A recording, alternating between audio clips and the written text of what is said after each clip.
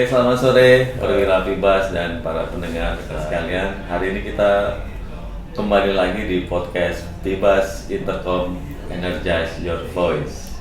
Kali ini kita kedatangan tamu yang cukup istimewa karena hari ini juga bertepatan dengan event dan bulan April ya. Jadi kalau April itu identik dengan apa ya Bu?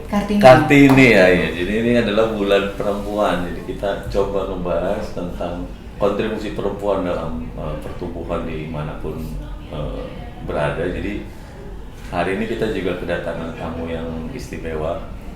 Ada Bu Andri Wilyasti selaku Direktur Operasi PT Patra Honda Karun Solusi dan Mbak Nurul Agni selaku Manajer Performance Management PT Pertamina Patra Niaga Subholding Commercial and Trading. Menurut Ibu nih Bu Andri, kira-kira perempuan itu di era sekarang itu kesetaraan gendernya itu menurut Ibu tuh apa sih? Kesetaraan, setara itu seperti apa sih? Iya, ini pemahaman dan pengalaman pribadi ya Pak Jono ya, Mbak Nurul. Jadi backgroundnya saya itu kan memang sekolahnya dari awal itu dasarnya lingkungannya laki-laki semua. Iya. Perempuannya mungkin di bawah 20% ya. Jadi kami terbiasa, kadang-kadang terbiasa itu aja kan nggak cukup ya. Iya. Jadi kita terbiasa dikondisikan ya memang segitu porsinya. Kadang-kadang ada sebagian hal-hal juga kita menikmati. Iya. Oh dimanjain gitu. Tapi ya perkembangannya situ. Nah, tapi kesetaraan gender itu sebenarnya gini, kita tidak harus merubah gender kita seperti laki-laki gitu. Tapi bagaimana berperan secara optimal, hak dan kewajibannya itu benar-benar kita optimalkan, tapi tidak menutup kemungkinan kita bertukar peran untuk sementara. Ya, kayak contohnya misalnya penempatan saya kerja pertama di Pertamina IP Prabu Muli itu belum pernah ada sebagai apa kita sebut company man ya, itu perempuan. Jadi saya yang pertama, tapi ada angkatan di atasnya ada juga perempuan. Jadi kita ditandemkan berdua. Itu dianggap dua perempuan adalah sama dengan satu laki-laki. Nah itu udah nggak gender ya. Tapi di situ aja kita udah bersyukur Mbak Nurul bahwa kita dikasih kesempatan untuk menjadi koordinator lapangan, company man. Kan waktu itu pemborannya memang dicari yang development bukan eksplorasi dan itu pun dipenuhi, jadi udah ada, kita tinggal pendalaman. Ternyata nggak mudah. Itu dikasih kesempatan karena kebaikan dari kakak-kakak senior kita. Nah waktu itu senior kita satu lagi yang perempuan di sana itu Ibu Medawati di PHI gitu kan. Itu aja belum pernah ke lokasi tapi dia support, biasa woman support woman kan gitu kan. Akhirnya ke lapangan, ternyata nggak mudah Pak. Jadi kita udah berusaha mau seoptimal mungkin gitu, mau bertukar peran tapi nggak bisa kalau di lapangan. Karena kalau laki-laki pada tahun 92 itu kamar mandinya tuh nggak pakai atap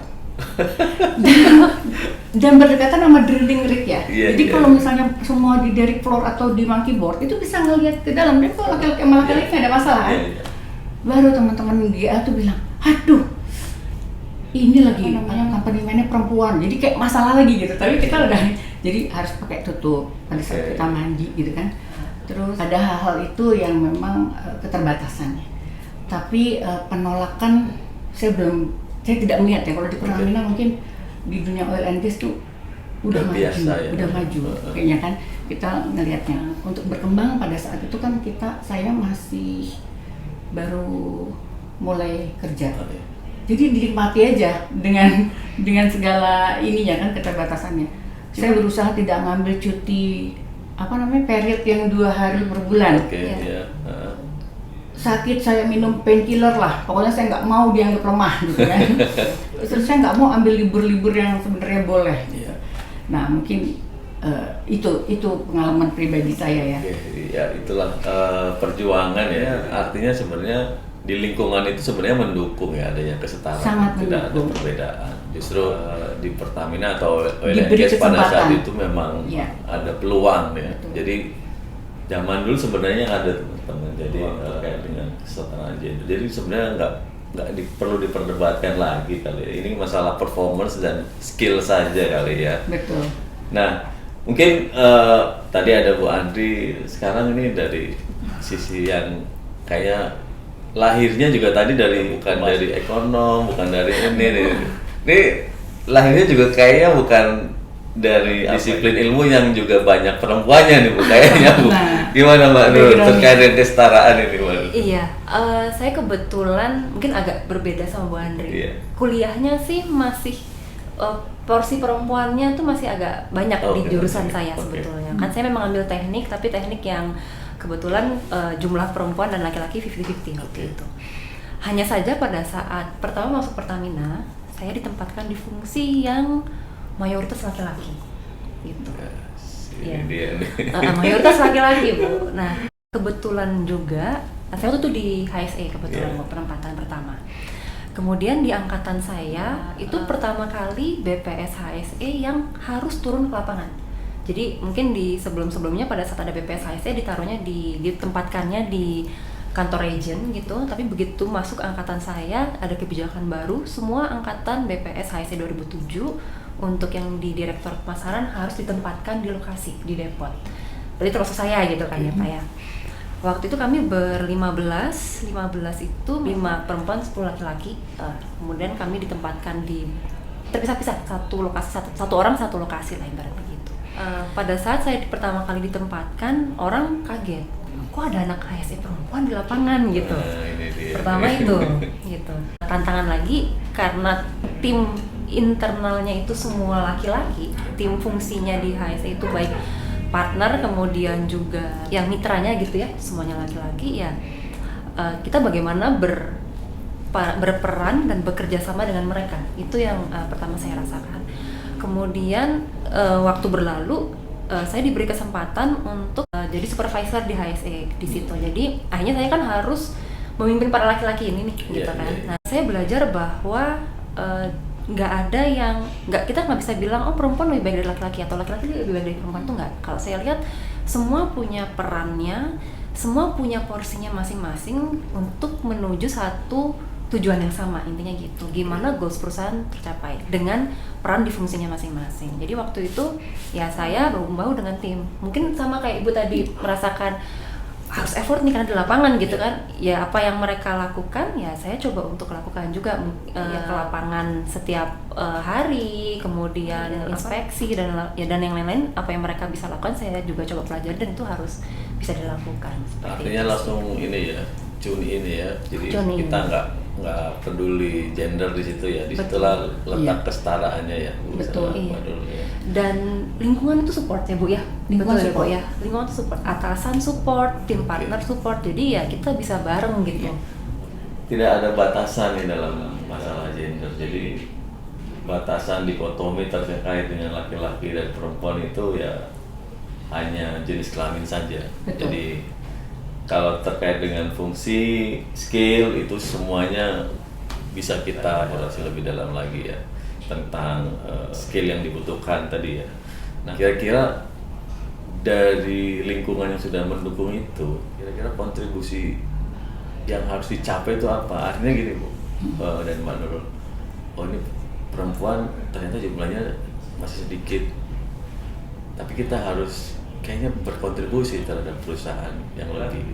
Seberapa challenging dan spiritnya seperti apa sih Bu untuk kita harus minimal nggak lebih jelek dari laki-laki, atau saya nggak peduli gender tapi performance saya harus tetap perform gitu ya. Jadi nomor satu kompetensi Pak Jono.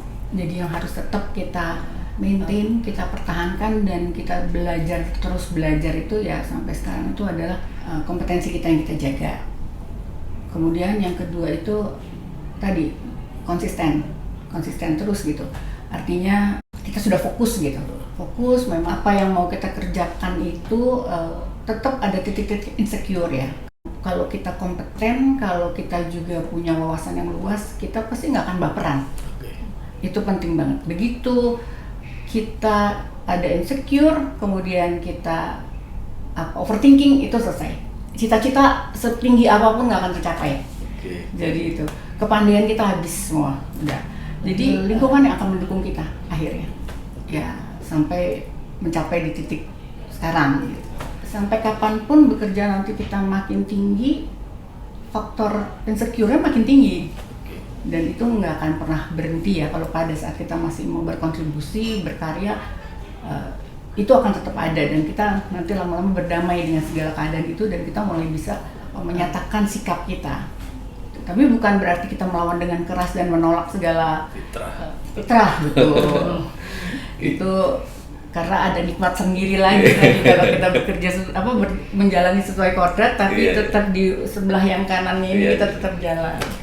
Mungkin. Kalau Mbak Nur gimana? Karena kan sekarang kan posisinya ada di subholding commercial trading. Bagaimana ngelihat kontribusi perempuan sih di CNT Group ini atau pencapaiannya seperti apa? Kalau di CNT sendiri, kalau saya lihat sebetulnya support dan dukungan dari secara sistem, kemudian lingkungan itu saya lihat sudah dibentuk gitu ya, sudah mulai dibentuk gitu saya lihat. Contoh nih, ada kok media coaching antar mungkin senior leader perempuan dengan middle management ataupun pekerja perempuan itu difasilitasi oleh tim HC di tempat kami gitu. Keterbukaan dari sisi kesempatan untuk mendapatkan posisi tertentu yang dimana sekarang kan juga dibuka melalui sistem internal job posting, itu kan tidak ada larangan harus laki-laki atau perempuan yang daftar di situ.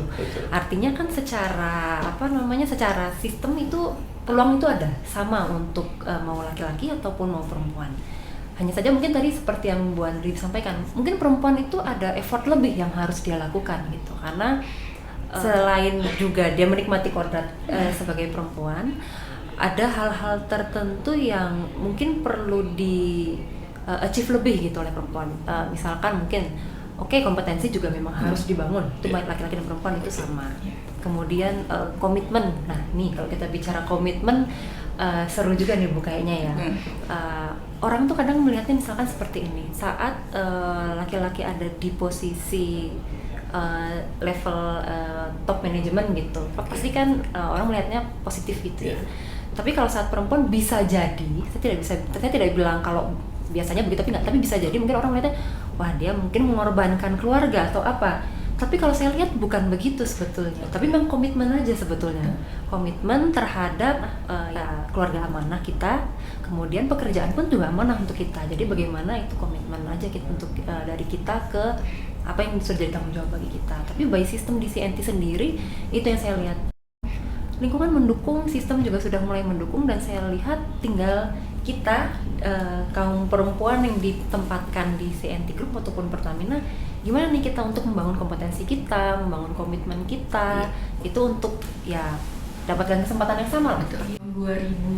2022 lalu kan, sebelum yang G20 ini, itu di Bapak Menteri BUMN ini Pak Erick Thohir kan sudah menargetkan 20%, 20% untuk posisi 20% adalah wanita. Lalu ternyata sebaru dengar dari G20 lagi 30% sekarang. Pebas ini ternyata Bandung itu masih 13%. Artinya makin jauh nih. Nah, di sini kayaknya mesti ada gerakan ini kita di CNT. Women support women. Jadi artinya untuk jalur pekerjaan untuk hal-hal yang bisa mengisi tempat-tempat itu. Jadi mungkin dari IJP tadi, bagaimana kita coaching teman-teman perempuan ini untuk dia bisa lulus dulu. Jadi menambahkan rasa percaya diri untuk kemandiriannya. Gitu. Apalagi ada ini ya Bu, ada Pertiwi Pertiwi Pertamina Nah itu mungkin ajang juga bisa dielaborasi juga di Pibas teman-teman. Jadi ternyata di Pibas itu masih kecil. Masih 13% Pak Jono. Jadi mungkin teman-teman insan bebas untuk yang para pertiwi-pertiwinya, perempuan-perempuannya, yuk kita pasti bisa.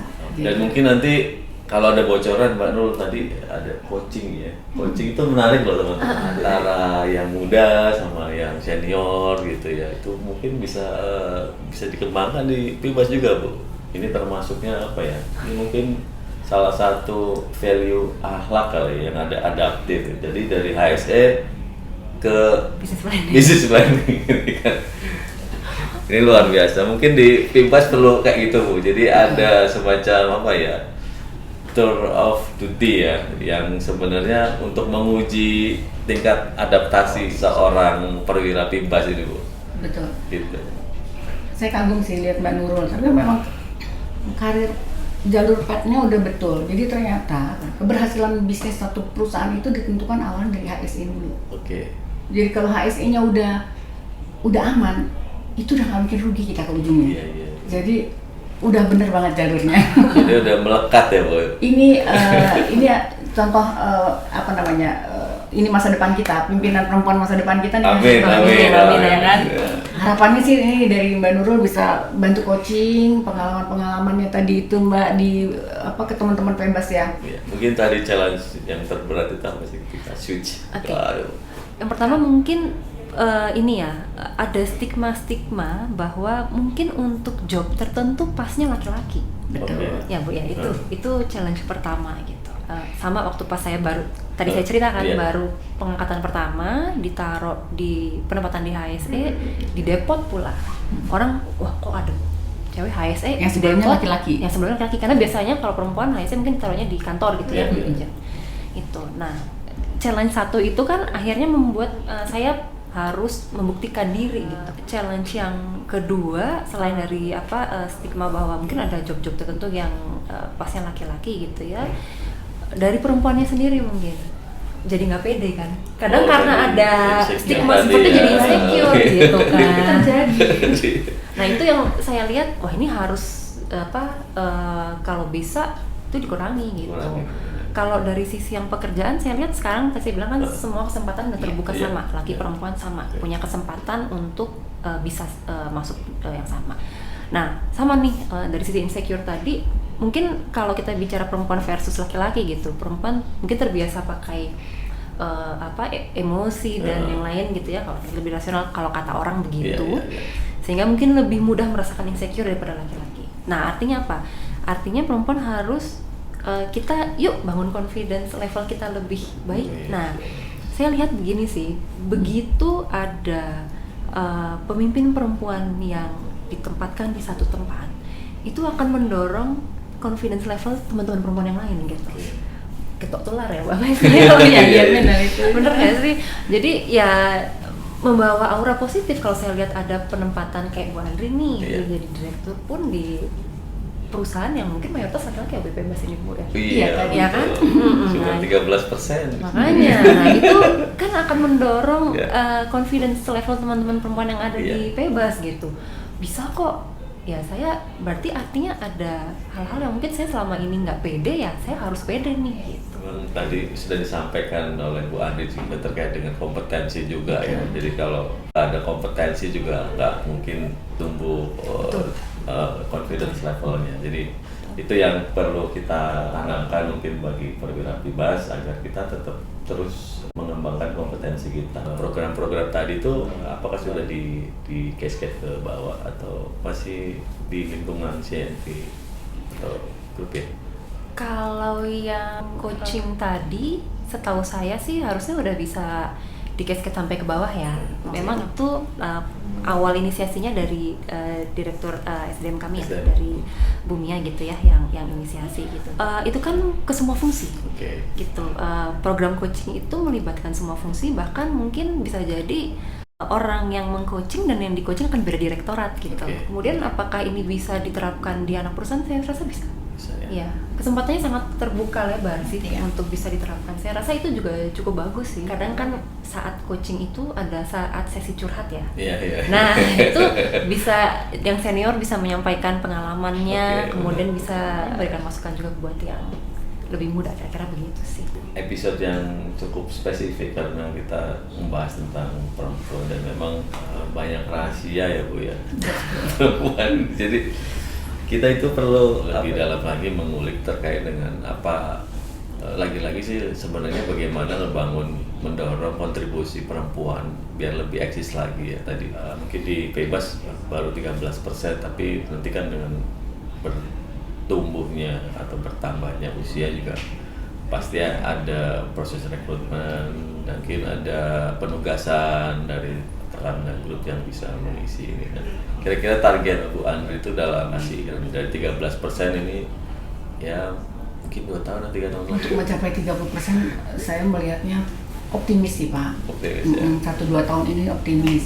Tahun lalu penerimaan saya di Pebas ini enak banget, mudah sekali. Jadi ternyata kawan-kawan bebas yang laki-lakinya bapak-bapaknya tuh juga udah nggak ada masalah dengan gender. Jadi support aja gitu loh. Artinya semuanya itu terbuka sekali yang namanya di bebas menurut. Jadi sesama senior-senior ini juga memberikan knowledge-nya. Kita mesti ingat nih Pak, kenapa saya optimis. Perempuan itu ada kelebihannya dari laki-laki. Dia bisa multitasking. Oh iya, ya kan? Betul. Itu kalau kita punya senjata itu jangan takut, ya benar nggak? Ya. Itu kalau kita bisa multitasking sambil kita belajar, sambil kita mengelola insecure kita dengan cara apa ya? Oh mungkin kalau di saya mungkin harus harmonis dulu baru bisa kerja. Kalau kita sibuk dengan kompetensi, tapi sebenarnya kita sensitif gitu, berarti kita bangun harmonisnya dulu. Kita bangun dulu adaptifnya kita buka, lalu kita bisa kolaboratif, kompetensi kita masuk. Mungkin gitu aja. Jadi balik lagi ke akhlak lagi, emang udah pas banget itu. Jadi pas tinggal ya. Kita mau naruhnya di mana sesuai dengan diri kita. Kalau saya tadi saya bangun dulu harmonis, baru kompetensi saya mana yang harus digali gitu kan. Nah, keuntungan kita multitasking. Jadi kita bisa lakukan itu bersamaan sambil bisa menganalisa bersamaan. Kalau dari sisi Patra Niaga nih, kira-kira bisa nggak kontribusi tadi, jumlah tadi itu bisa meleverage lah ya kurang pertumbuhan di CNT Group atau beberapa AP yang ada di bawah Patra Niaga? Tentu saja bisa sih, bisa, ya? Karena kan kita grup ya, dan itu pasti mendukung juga kinerja Pertamina Persero secara konsolidasi gitu. Tentunya pasti bisa. Multitasking adalah mungkin baik kalimat yang sering kita dengar ya, yang disematkan pada perempuan. Jadi harapannya ini menjadi challenge dan peluang untuk teman-teman khususnya di BIBAS, karena peluangnya masih banyak. 13-30% itu luar biasa ya. Jadi kita minta dukungan ke Patra Niaga untuk bisa, kalau bisa ada coaching atau program-program yang sebenarnya mungkin di Pertiwi juga banyak kali ya program-programnya. Nah, itu mungkin bisa kita adopt ya untuk bisa diterapkan di BIBAS. Nah, bagaimana kita memberikan ini semacam virus-virus agar tetap tadi tetap nggak insecure dan tetap pede lah berkarir sampai setinggi-tingginya. Itu bagaimana Bu? Mengencourage-nya teman-teman. Kalau anak sekarang bilangnya positive vibes. Oh, positive vibes. Bener kan? Bener. Jadi vibes-nya itu kan. Iya, kan? positive vibes. Kita harus menjadi leader di scope yang dari yang kecil dulu. Kita leader dari pekerjaan kita yang ditugaskan. Itu dulu. Kemudian kita punya tim lagi. Jadi leader itu nggak harus berdasarkan SK. Kita ngelit aja dulu, berkontribusi. Sampai achievement kita adalah kita dapat penugasan dan kita bisa menyelesaikan. Itu untuk diri sendiri dulu. Nah itu sebenarnya untuk ngebangun rasa percaya diri. Sekarang nih kita disuruh tes OLAS aja udah deg-degan dulu kan? Bener nggak? Benar. Saya belum tentu kalau diulang lagi juga belum tentu lulus lagi. Aduh gitu. Nah jadi kalau kita fokus itu apapun semua tes-tes itu kan juga relate-nya ke pekerjaan kita sehari-hari. Kalau kita fokus, visi misi dan sebagainya itu bukan jadi hal yang sulit lagi sebenarnya. Jadi udah running your blood lah ya istilahnya gitu. Nah, jadi kalau saya ngeliatnya bisa menjadi leader, lalu kemudian kalau udah benar-benar leader dengan posisi struktural yang benar itu ya, artinya leader yang baik itu adalah menciptakan leader juga. Jadi encourage, memotivasi lingkungannya. Di sini kalau di Pertamina mungkin nggak sulit ya di Pertamina Group, karena kita lihat lingkungannya itu udah mendukung sekali, udah sangat mendukung, dan kita nggak ada lagi batasan-batasan bahwa perempuan harus gini, harus laki-laki, itu kayaknya udah nggak ada lagi.